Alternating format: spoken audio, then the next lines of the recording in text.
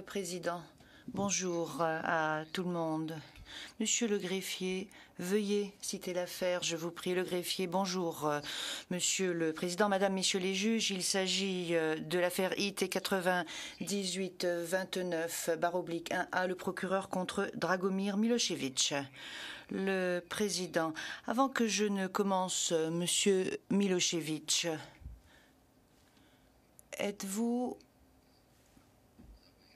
avez-vous un problème? Est-ce qu'il y a un problème? Il semblerait qu'il y ait un problème technique.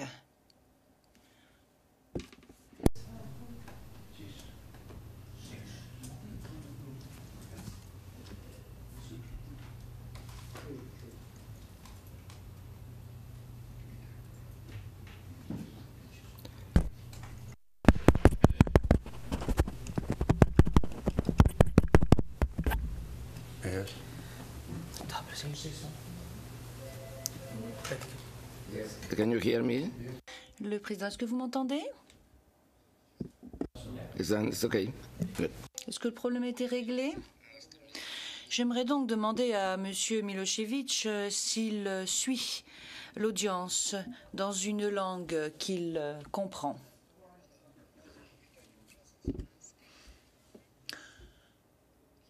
Monsieur Milošević, je vous remercie de m'avoir posé la question, Monsieur le Président, et je vous entends parfaitement, je peux tout à fait suivre. Il n'y a aucun problème. Le Président, je vous remercie. Je souhaiterais que les parties se présentent, en commençant par l'accusation. L'accusation, bonjour, Monsieur le Président, Paul Rogers, avec Manuel Eising, qui représente aujourd'hui l'accusation. Et nous avons à nos côtés notre commis aux affaires, Monsieur Colin Norroth. Le Président, je vous remercie. Qu'en est-il de la défense? Maître Tapuskovic, bonjour. Madame, Messieurs les juges, je m'appelle Maître Branislav Tapuskovic. Je suis le conseil de la défense de Monsieur Dragomir Milošević et je suis ici avec ma conseil, Maître Branislava Isailovic. Je vous remercie. Le Président, je vous remercie. Comme indiqué dans l'ordonnance portant calendrier du 15 octobre 2009 en application de l'article 117 D du règlement de procédure et de preuve du tribunal, la Chambre est réunie aujourd'hui pour rendre son arrêt dans l'affaire le procureur contre Dragomir Milošević.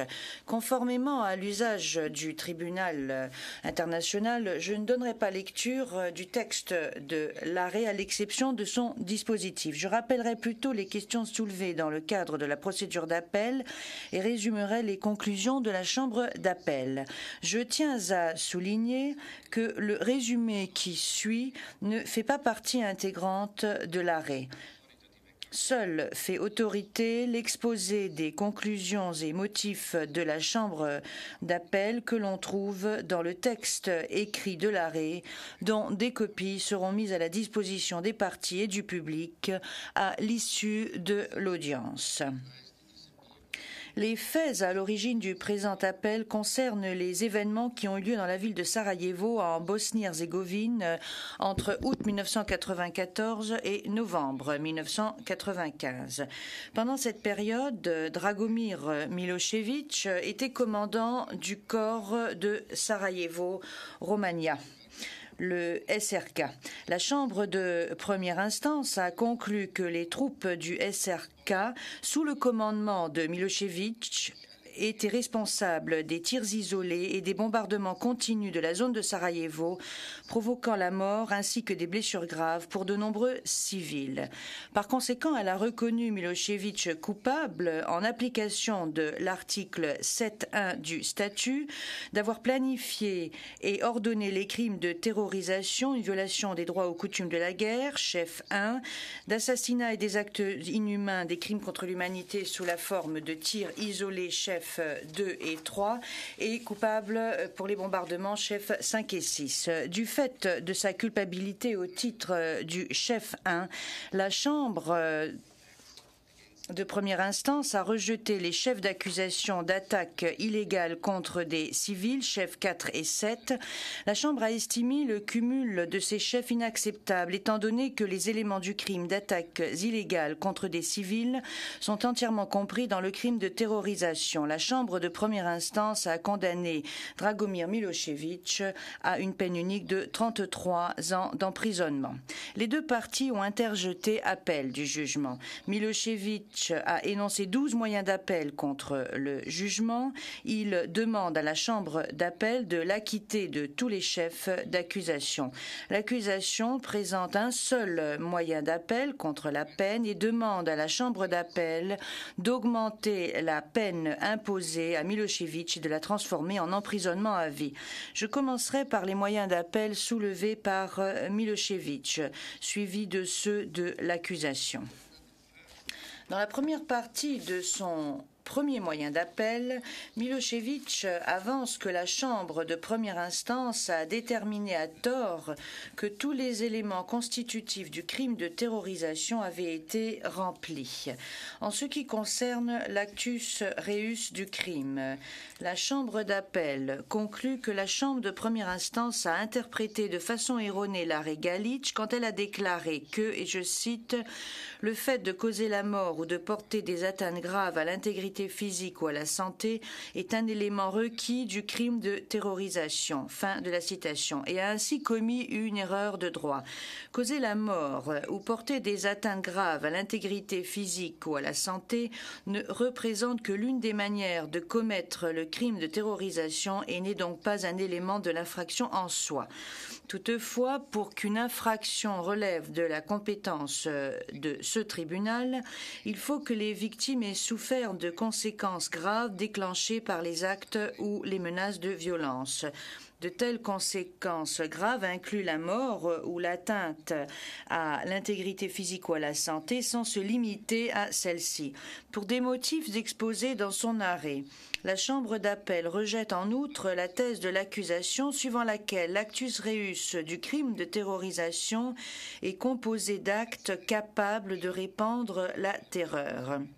Ceci étant dit, étant donné que la Chambre de première instance a conclu en l'espèce que tous les incidents attribués au SRK constituaient des attaques illégales contre des civils et ont par conséquent provoqué la mort ou porté une atteinte à l'intégrité physique ou à la santé des civils, le seuil de gravité requis a été atteint. De surcroît, la Chambre de première instance a établi que les incidents ont eu un impact psychologique considérable sur la population de Sarajevo, ce qui, compte tenu des circonstances de l'affaire, remplit également les conditions de gravité requises pour que le crime relève de la compétence du tribunal.